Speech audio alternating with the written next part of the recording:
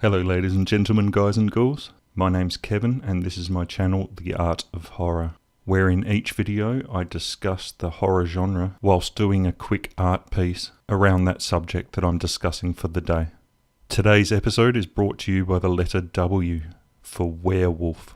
A werewolf, or if you prefer lycanthrope, according to folklore is a human with the ability to shapeshift into a wolf after being placed under a curse or affliction, often a bite or scratch from another werewolf. The werewolf is a widespread concept in European folklore, existing in many variants which are related by a common development by a Christian interpretation of underlying European folklore.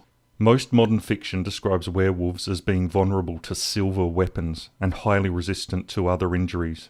This feature first appears in German folklore of the 19th century.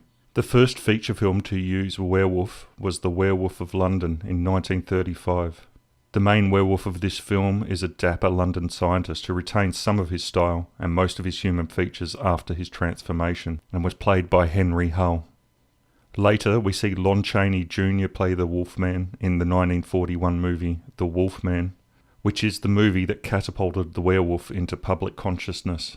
Michael Landon starred in the 1957 film I Was a Teenage Werewolf, which is actually one of my favourite werewolf movies, along with The Howling, and of course An American Werewolf in London, which still to this day is one of the greatest transformation sequences I have ever seen.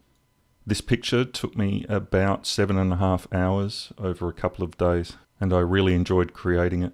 I wish I had more time to spend on the background, but that probably would have equaled another 7 or 8 hours, and I really wanted to get this video out.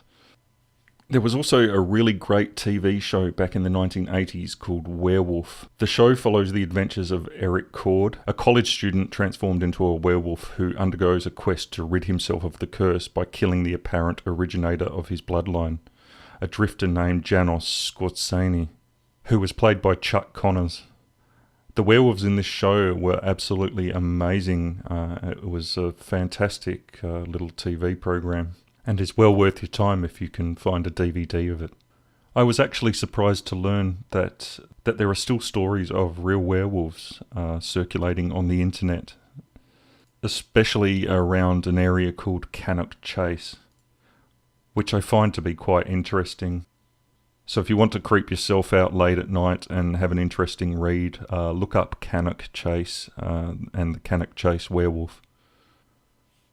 I'd like to thank all my existing subscribers and all my new subscribers as well, as we've had a small influx of new people in the last few weeks. I'd like to welcome you to the channel.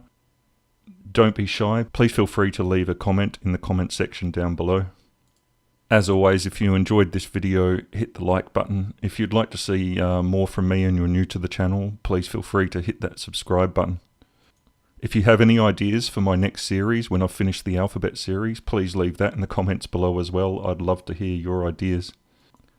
I was thinking about, whilst going through the horoscope isn't a new idea, I was thinking about doing the Chinese horoscope for something different. Going through and turning each animal symbol into a creature of sorts. But I am still undecided, so if you have any ideas, please leave them below. Thank you all so much for watching. I'll see you all next time.